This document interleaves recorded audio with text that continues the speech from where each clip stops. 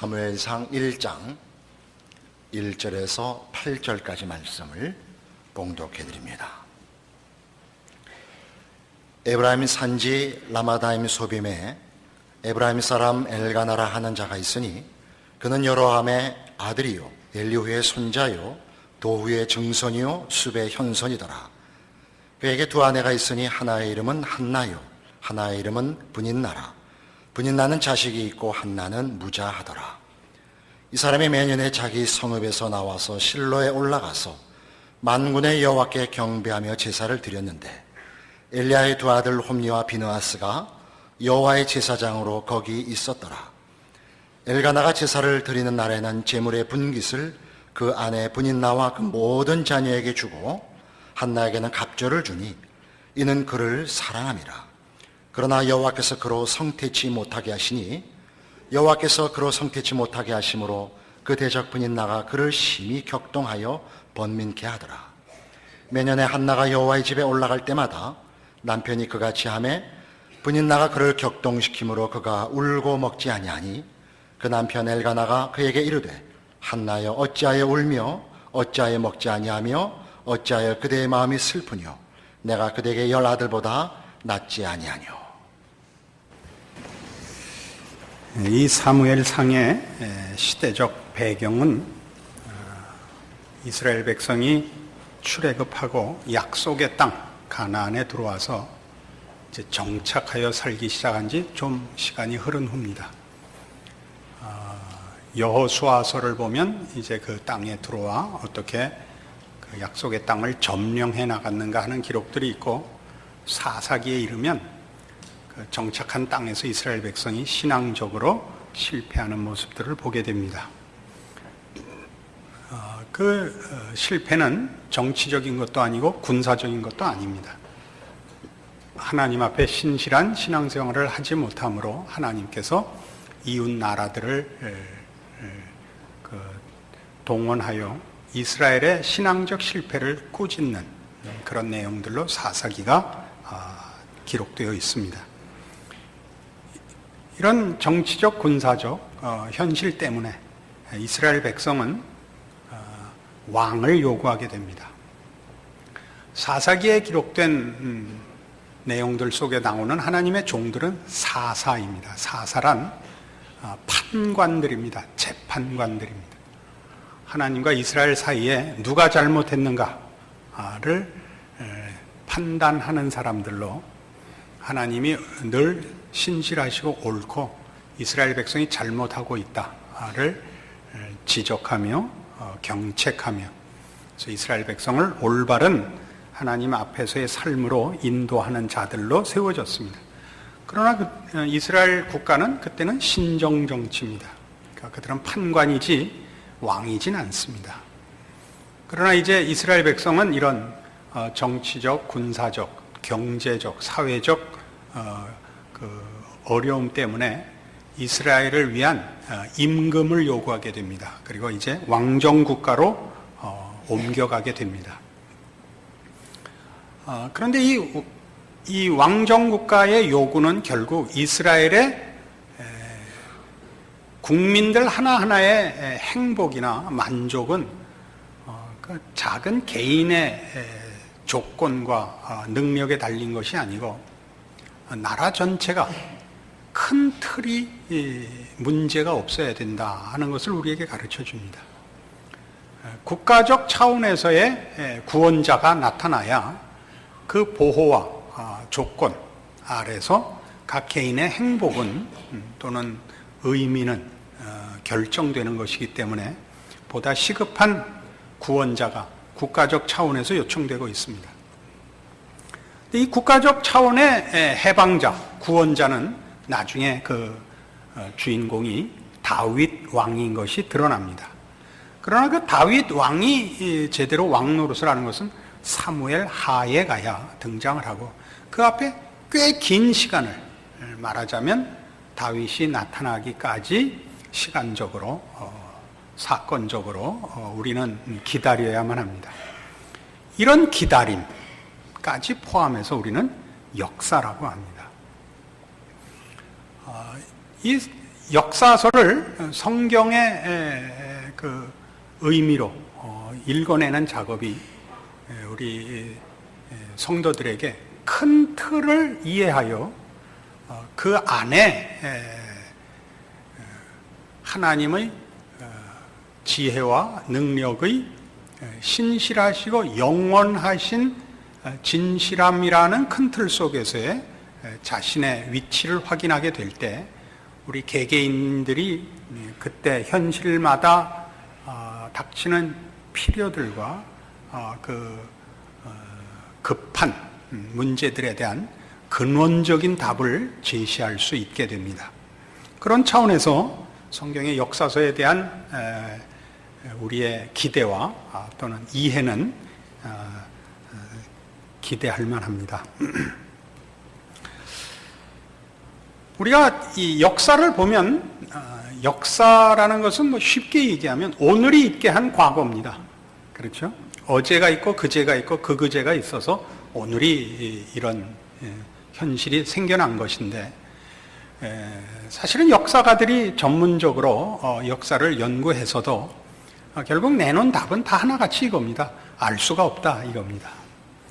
왜냐하면 우리가 이제 그걸 어떻게 할 수가 없어서 이렇게 주제별로 잘라서 역사를 이해하려고 애를 씁니다. 뭐 정치사, 전쟁사, 뭐 문명사 또는 문화사, 요새 와서는 뭐 민중사 이렇게 자꾸 자르는 것은 전체로는 도무지 이해가 되지 않기 때문입니다. 전체로는 이해가 되지 않는다는 게 무슨 뜻이냐면 언제나 일관된 인과관계로 역사가 연결되는 것이 아니고 설명할 수 없는 우연의 요소가 가장 크게 작용하고 있기 때문에 그렇습니다. 우리 다 아는 예를 들자면 클레오파트라가 쌍꺼풀 수술만 받지 않았어도 세상이 어떻게 될지 모른다. 다 알고 계시죠? 모른다 이거예요? 나중에 끝나고 오셔서 어디서 수술 받았는지 가르쳐 주세요. 이럴 걸 지금. 그러니까 아주 사소한, 이거는 그렇게 큰 결과를 낳을 수 없는 것에 의해서 역사가 바뀌고 한 나라의 운명이 바뀌는 것들을 보기 때문에 우리는 사실 어떻게 이해해야 되는지, 즉 과거의 경험에 비추어서 앞일을 예측하고 또 앞일을 우리가 어떻게 최소한 조정을 해야 될 텐데 그럴 수 없더라는 말이죠. 근데 이 문제는 우리에게 왜 중요하냐 하면 역사에 대한 이해는 역사라는 큰 틀이 이해돼야 그 속에 속한 우리 개개인의 운명을 정할 수 있습니다. 이 세계와 역사가 어디를 향해서 가는가, 어떤 기준을 갖고 있는가 라는 것이 해결되지 않으면 우리는 우리의 각 개인의 인생을 목표하고 기준을 삼을 어떤 근거도 가질 수가 없습니다. 쉽게 얘기해서 만일 이 세상이 우연의 연속에 불과하다면 우리는 우리의 인생을 성실히 살 이유를 발견할 수가 없습니다. 신자들의 복이라는 것은 사실은 역사와 우주의 주인이 하나님이시고 하나님이 역사의 목적을 갖고 계시다는 사실 때문에 우리는 사실 목표를 정할 수 있고 오늘이라는 하루를 성실히 책임질 내용을 가지게 됩니다. 그것만으로도 복입니다. 이 하나님을 갖고 있지 않다면 우리는 잠깐 사는 인생을 뭐 이렇게 열심히 살 이유를 가지지 못하게 됩니다.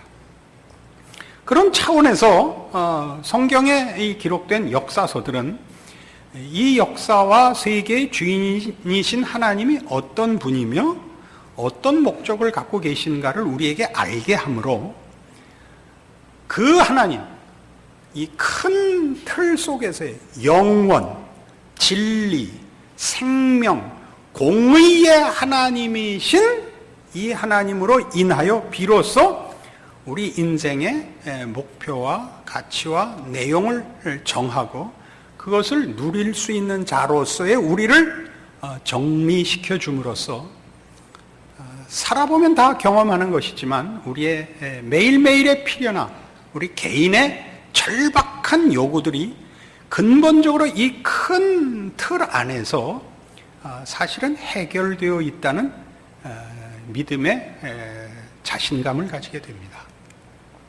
거기서부터 출발하는 거죠. 그러니까 오늘 보시면 이 사무엘상을 시작하는 이 기록에 결국 이스라엘의 해답은 다윗입니다. 궁극적으로 예수 그리스도가 됩니다만은 다윗입니다. 근데 다윗은 사무엘 하에 가야 등장을 하고 그 전에 이 기록들은 뭐냐면 이제 사무엘이 마지막 사사로 등장을 해서 이제 왕을 세워야 합니다. 근데 그 처음에 세운 왕도 누구냐면 사울입니다.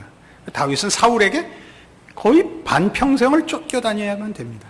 그 사울의 실정까지 포함하고 사무엘이 사사로 그 직분을 가지는 자라나는 기간과 사사로서의 사역을 하는 기간까지 포함한 긴 적어도 2대에 걸친 시기를 지나서야 다윗이 등장을 하는 겁니다.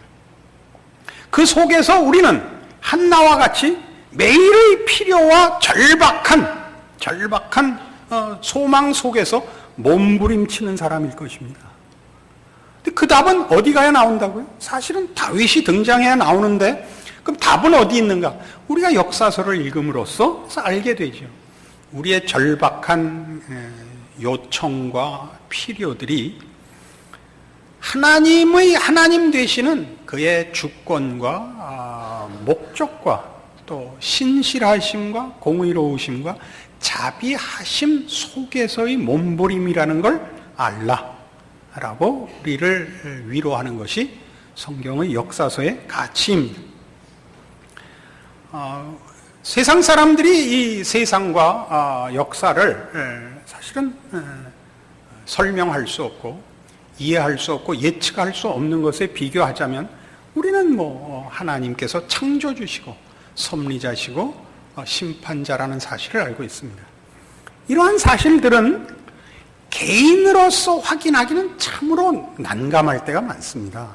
우리가 구원과 신앙 고백 속에서의 체험들과 확인이 있을 수 있지만 사실은 그런 체험 갖고는 다 답이 되지 않는 것이 우리 인생을 살면서 겪는 그 의문점들입니다. 그러나 우리가 이 역사서를 통하여 하나님 되시는 큰 밑그림을 그리게 되면 우리들이 지금 가지는 어떤 갈등들과 불만들 이런 것들이 사실은 해소될 수 있으리라고 믿습니다. 여호수아 1장에 가보십시다. 구약성경 앞으로 좀 더 가셔서 320페이지 여호수아 1장에 가면 하나님께서 여호수아라는 자신의 종을 세우는 장면이 나옵니다. 1장 1절입니다. 여호와의 종 모세가 죽은 후에 여호와께서 모세의 시종 눈의 아들 여호수아에게 일러 가라사대 내 종 모세가 죽었으니 이제 너는 이 모든 백성으로 더불어 일어나 이 요단을 건너 내가 그들 곧 이스라엘 자손에게 주는 땅으로 가라. 내가 모세에게 말한 바와 같이 무릇 너희 발바닥으로 밟는 것을 내가 다 너희에게 주었느니 곧 광야와 이 레바논에서부터 큰 하수 유브라데에 이르는 해쪽 속의 온 땅과 또 해지는 편 대해까지 너희 지경이 되리라. 분명합니다. 모세를 세우셨고 여호수아를 세우십니다. 이것은 한 지도자를 세워서 어떤 문제를 해결하자 하는 차원보다 더 깊이 역사가 하나님의 작정과 뜻을 이루시는 하나님의 일하시는 내용이요 그 목적이 완성되는 과정이라는 걸 보여주고 있습니다. 우리는 물론 개인적으로 이것이 다 마음에 이렇게 썩 항복되지 않을 수 있습니다. 왜냐하면 우리는 인류의 시초부터 끝까지를 다 살지 못하기 때문입니다. 우리는 그 중에 어느 토막을 살고 있을 뿐이죠. 그래서 역사란 우리가 살지 않았던 저 옛날부터 지금까지 최소한을 돌아볼 수 있기 때문에 하나님의 신실하심과 그 약속의 그 진실됨이 어떻게 여기까지 성취되고 있는가를 볼 수 있는 특권을 가지게 되는 것입니다. 이러한 사실은 신약성경 250페이지 로마서 8장 28절 이하에도 이렇게 나옵니다. 우리가 알거니와 하나님을 사랑하는 자 곧 그 뜻대로 부르심을 입은 자들에게는 모든 것이 합력하여 선을 이루느니라. 하나님이 미리 아신 자들로 또한 그 아들의 형상을 본받게 하기 위하여 미리 정하셨으니 이는 그로 많은 형제 중에서 맏아들이 되게 하려 함이니라. 또 미리 정하신 그들을 또한 부르시고 부르신 그들을 또한 의롭다 하시고 의롭다 하신 그들을 또한 영화롭게 하셨느니라. 구원에 관한 설명입니다. 그리고 역사에 관한 설명입니다. 구원에 관한 설명이란 우리 모두를 하나님이 정하시고 부르시고 의롭다 하시고 영화롭게 하실 것임을 약속하는 장면이고, 역사적으로는 그렇게 하기 위하여 지금껏 하나님이 이 역사를 주관해 오셨고 그렇게 완성하실 것이라는 약속이 함께 내포되어 있습니다. 이것을 28절식으로 설명하면 우리가 알거니와 하나님을 사랑하는 자 곧 그 뜻대로 부르심을 입은 자들에게는 모든 것이 합력하여 선을 이룹니다. 이 모든 것은 역사입니다. 모든 것이 합력하여 선을 이룰 것입니다. 우리들의 실패와 신실치 못함과 미련함과 게으름까지도 포함하고 역사의 당시 우리가 살고 있는 그 당시의 환경과 조건에 상관없이라는 것은 조금 소극적입니다. 적극적으로 얘기하면 그 모든 것이 이유가 되어서 결국 하나님의 뜻을 이룰 것입니다. 그러나 하여튼 우리는 우리의 사는 시대 속에서 하나님의 나라와 약속이 늘 만족하게 확인되는 삶을 살고 있지 않습니다. 어느 시대나 그렇습니다. 어느 시대나 이제 하나님께서 그 약속하신 그 천국을 이해하겠다. 신앙의 그 참다운 그 보상을 혹은 그 복을 나는 충분히 확보했다. 이런 고백은 사실은 없습니다. 우리는 극히 일부만 하나님의 약속과 그 신자된 그 자랑으로 극히 일부만 확인하고 나머지는 다 믿음 속에 가지고 있어야만 됩니다. 믿음이란 얘기는 약속은 갖고 있으나 성취되지 않은 것을 말합니다. 그래서 믿음의 가장 큰 특징은 의심과 갈등입니다. 제가 그렇게 예를 든 기억이 있는데, 주일날 주일을 지켜서 교회에 오는 거 굉장히 큰 신앙입니다. 그랬더니 누가 그래요. 그 위로하려고 그러는 줄 알고, 가면 뭐예요? 뭐 아무것도 못 알아듣겠고 졸기만 하는데, 졸 줄 알고 못 알아들을 줄 알면서도 오는 건 얼마나 센 겁니까? 재미있으면 누구나 오죠. 알아들으면 누구나 오고, 재미없고 못 알아듣는데도 나오고 있잖아요. 가정의 평화를 위해서입니다. 여러분 현재 가정의 평화를 위해서 양보한 적이 있습니까? 무엇을 양보한 적이 있습니까? 그러나 이상하게 여긴 오죠. 여기 오면 여기란 교회입니다. 단잠을 주무신다는 분인데 큰 축복인 줄로 알고 있습니다. 알아들으면 더욱 좋죠. 못 알아듣고도 은혜가 되면 기적이죠.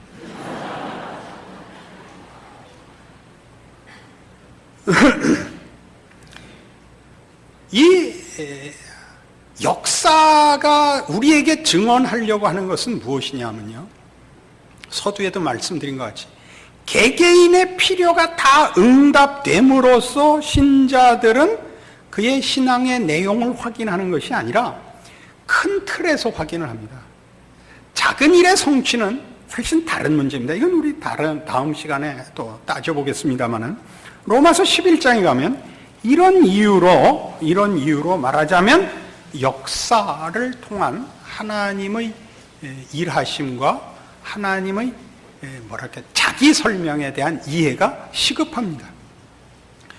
로마서 11장 25절입니다. 형제들아, 너희가 스스로 지혜 있다함을 면키 위하여 이 비밀을 너희가 모르기를 내가 원치 아니하노니, 이 비밀은 이방인의 충만한 수가 들어오기까지 이스라엘의 더러는 완악하게 된 것이라.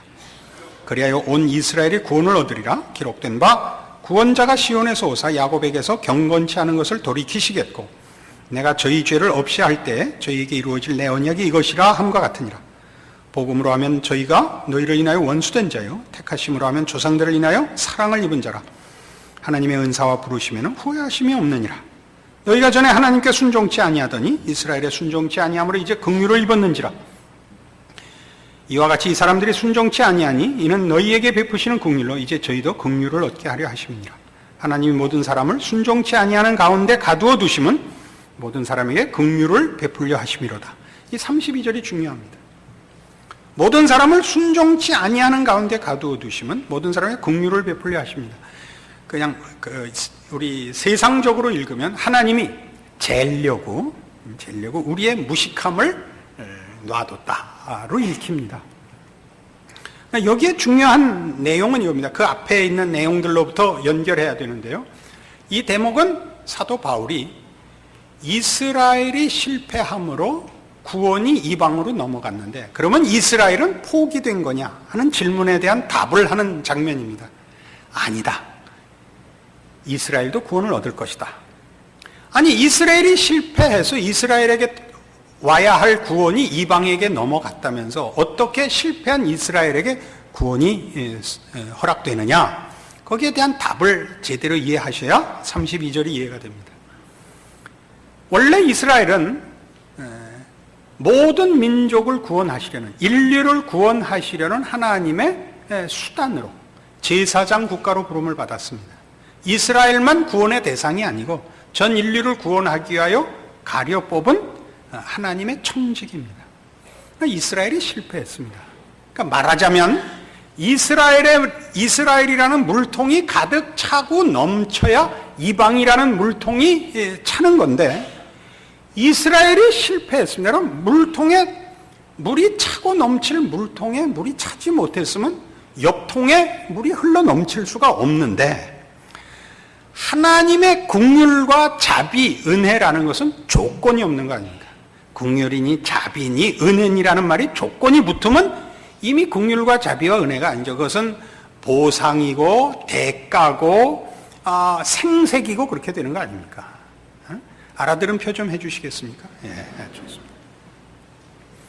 이스라엘이 이걸 거부하자 하나님의 은혜와 긍휼과 자비가 말라붙은 것이 아니라 그건 어차피 쏟아질 것인데 어차피 이렇게 표현하는 걸 용서하십시오.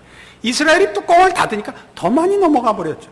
채우고 갈 필요 없이 따블로 넘어갔다 그 얘기입니다. 그 이해가 가시죠? 그러니까 이제 바울 얘기가 이겁니다.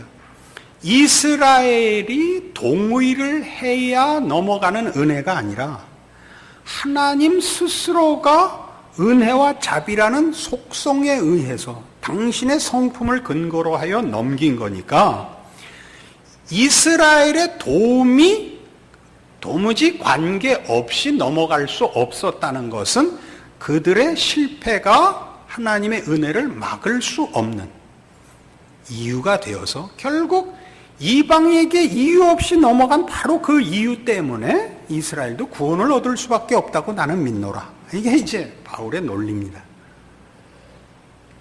이것은 우리에게 참으로 많은 것을 시사합니다. 여러분 괜히 이스라엘같이 개판 쳐도 된다 이렇게 이해하시면 안 됩니다. 하나님의 은혜의 무한하심과 조건 없음을 충분히 이해하셔야 됩니다. 그것이 왜 32절과 연결되느냐 하면 결국 역사를 보라. 인간은 스스로의 가치 있는 역사를 만들어낼 수 없다. 이게 우리가 역사 속에서 배우는 겁니다. 인간은 가치 있는 것을 만들어낼 능력과 지혜가 없습니다. 우리가 볼 때 우연이었던 이유는 인간이 오늘이라는 역사의 결과를 가치 있게 만들어낼 조건을 과거에 만들어 본 적이 없다는 뜻입니다. 그런데도 아직 인류가 멸망하지 않은 이유는 우연 때문이었다 이거죠. 세상적으로 얘기하면 그 우연이란 다른 말로 해서 하나님이 사람들 혼자 운명을 만들어내도록 버려두시지 않았다 이런 뜻입니다. 그러니까 역사 속에서 뭘 보느냐? 하나님의 자비와 긍휼을 보는 것입니다. 우리가 한 짓대로 받지 않는 걸 보는 겁니다.